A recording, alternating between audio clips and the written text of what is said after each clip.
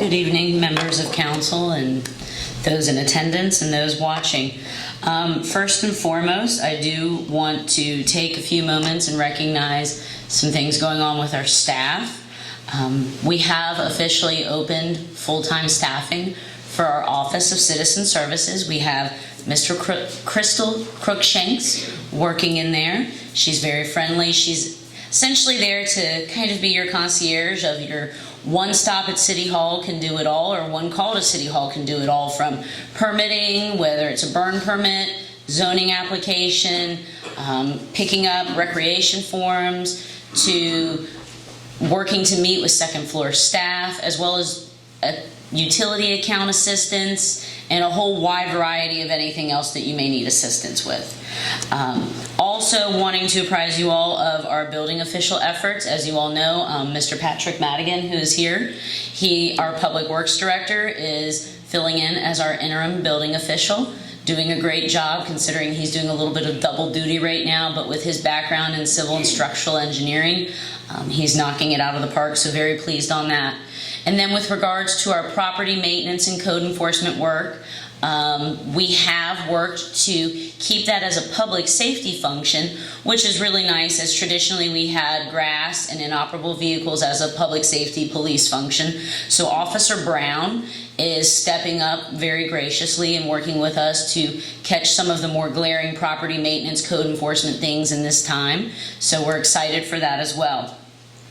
And also want to take an opportunity to highlight Mr. Michael Mines, who is assisting Mr. Madigan with building official work and doing a lot of inspections. He is feverishly working through some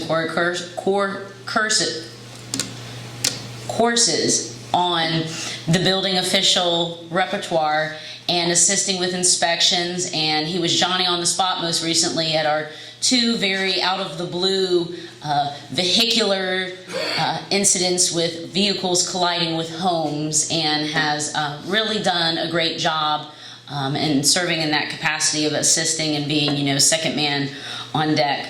And last but not least, just really want to commemorate Mr. Alan Dressler.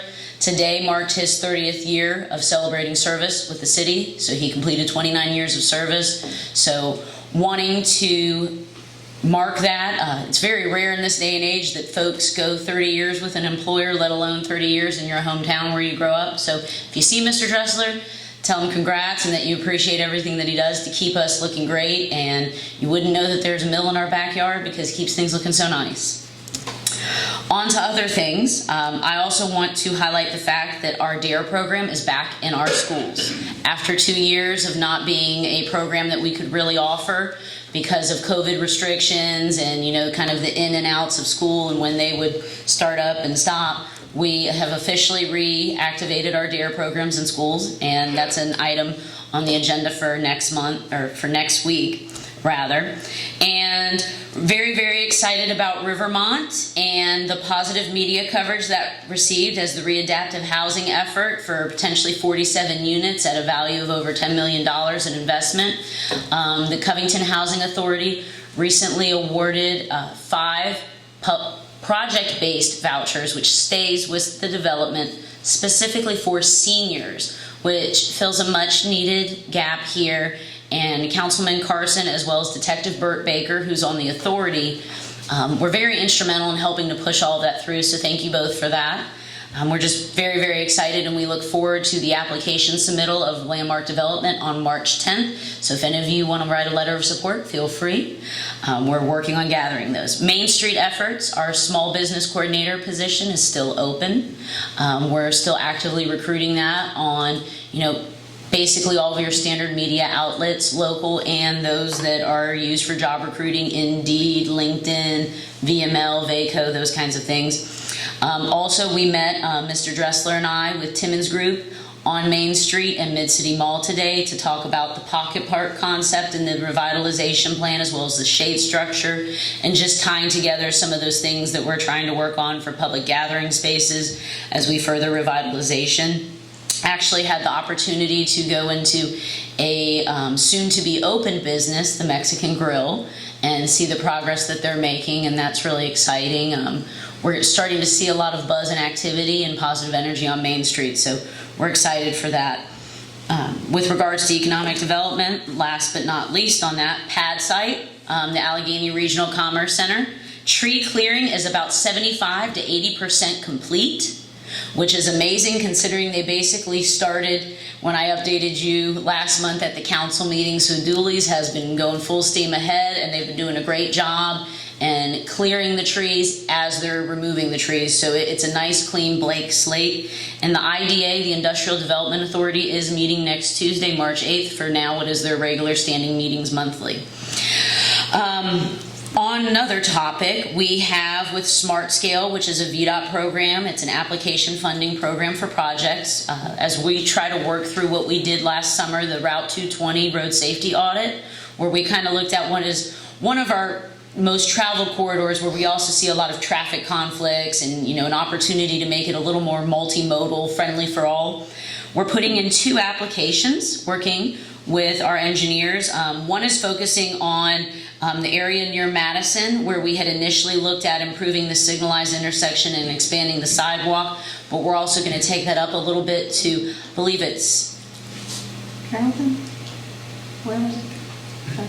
From Route 18, we're Route 18. from Route 18 all the way down to Madison, and making improvements throughout that. And that was an area that VDOT specifically, after reading the study, said we should expand it, and then they felt even more comfortable putting the sidewalks in and other things, as well as creating a buffered bike lane application with where the trailhead ends at Intervale right near our water plant, and bringing it down Riverside to Short Street so that we can have a trailhead for park and ride from down near our farmers market to visit our downtown, or start there and go all the way up to the Homestead with the way the trails are now expanding up that way. So great opportunities on the horizon for that. And if you have questions next week, Miss Susan Hammond can, I'm sure, answer those as residency administrator. Regional jail housing efforts. Last week, it was a great opportunity. I got to tour Rockbridge Regional Jail with our local administrators from Lexington to Bath to Allegheny and in the New River Valley area. Great to see the amount of programs and recovery efforts that they have, reducing the recidivism, and really just everything they have going on for $1 less per day than what we operate. So it was just this great opportunity, and as you all know, we have a joint RFP advertised with them to assess both of our facilities, because they're roughly the same blueprint size and they struggle with the same thing we do with housing, right? There are always more people coming in than there's room to put them, and how do you manage that, and how do you manage not having that revolving door where when they're leaving, they're productive? So that was an exciting site visit, and we're also working to schedule our neighbors coming over here to tour our jail, so that will be equally exciting. With regards to school facility efforts, we presented I believe it was last week, a facility use agreement to the Joint School Services Committee, outlining just how the city-owned athletic facilities could be used in the new school system, and we made sure that we made it much of how we currently operate, that we all want to be part of a sharing system, recognizing that our Parks and Recreation system uses indoor school facilities, and so we just want to be able to continue the way we have and service the schools, and the schools can help us provide the opportunities to the community youth that we serve through Parks and Rec. So that's been presented and it went over well. I think we're just trying to work out various deeds and transfers and liabilities of things as the new school system stood up.